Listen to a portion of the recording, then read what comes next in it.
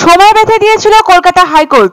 মহামান্য আদালতের সাফ নির্দেশ ছিল আজ অর্থাৎ শনিবার দুপুর 2টোর মধ্যে মুক্তি দিতে হবে পশ্চিমবঙ্গ ছাত্র সমাজের অন্যতম আহ্বায়ক সায়ন লাহিড়ীকে। তবে আদালতের দেওয়া সময়ের আগে মুক্তি পেলেন সায়ন লাহিড়ী।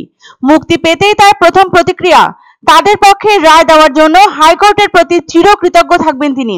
পাশাপাশি তিনি ধন্যবাদ জানালেন রাজ্যের বিরোধী দলনেতা শুভেন্দু অধিকারীকে।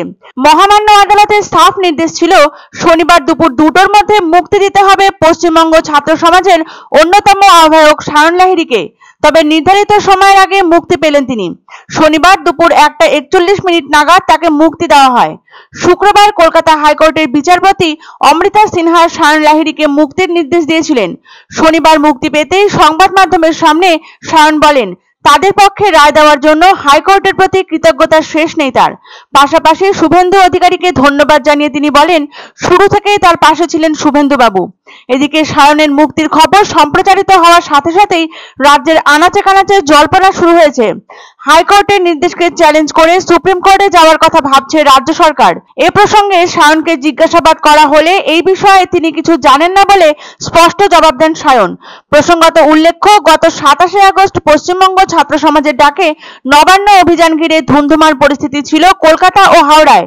এই অভিযানে আহত হন বেশ কিছু পুলিশ কর্মী।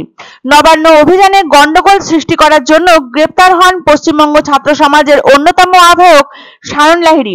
ইতিমধ্যে সায়নের গ্রেপ্তারে নিয়ে হাইকোর্টকে প্রশ্নবাণে কোণঠাসা করেছিল রাজ্য। রাজ্যের তরফে একাধিক যুক্তি সাজানো হলেও কার্যত কোনো যুক্তি ধোপে টেকেনি উচ্চ আদালতে। সায়নকে শনিবার দুপুর 2টোর মধ্যে মুক্তি দিতে হবে পরিষ্কার জানিয়েছিলেন বিচারপতি অমৃতা সিনহা। আদালতের নির্দেশ মোতাবেক নির্ধারিত সময়ের আগে মুক্তি পেলেন পশ্চিমবঙ্গ ছাত্র সমাজের অন্যতম আহ্বায়ক সায়ন লাহিড়ী। মুক্তির প্রক্রিয়া শেষে ব্যাংকশাল আদালতের বাইরে প্রথম প্রতিক্রিয়ায় বিধানসভার বিরোধী দলনেতা শুভেন্দু অধিকারীকে তিনি ধন্যবাদ জানান প্রথম থেকেই তার পাশে থাকার জন্য। পাশাপাশি তিনি জানালেন, নবান্ন অভিযানের ঘটনায় বাকি ধৃতদেরও ছাড়ানোর জন্য লড়াই জারি থাকবে তাদের।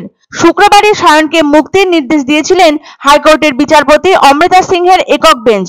সেই নির্দেশ দুপুর 2টোর মধ্যে কার্যকর করার কথা বলেছিল উচ্চ আদালত। তবে সায়নের গ্রেপ্তারি সংক্রান্ত মামলাটি যেহেতু ব্যাংকশাল আদালতে চলছিল, সেই কারণে তার মুক্তি সংক্রান্ত আইনি প্রক্রিয়া শনিবার ব্যাংকশাল আদালতে সম্পন্ন হয়। এদিকে কানাঘুষো ছড়িয়েছে হাইকোর্টের নির্দেশকে চ্যালেঞ্জ করে সুপ্রিম কোর্টের দ্বারস্থ হওয়ার কথা ভাবছে রাজ্য সরকার। তবে ব্যাংকশাল আদালতের বাইরে এই নিয়ে প্রশ্নে কোনরূপ মন্তব্য করেননি সায়ন। এই বিষয়ে কিছু জানেন না বলে সাফ জানান তিনি। তবে আরজিকর কাণ্ডে বিচারের দাবিতে তার আন্দোলন যে জারি থাকবে সে কথা শনিবার স্পষ্ট জানান পশ্চিমবঙ্গ ছাত্র সমাজের অন্যতম আহ্বায়ক সায়ন লাহিড়ী।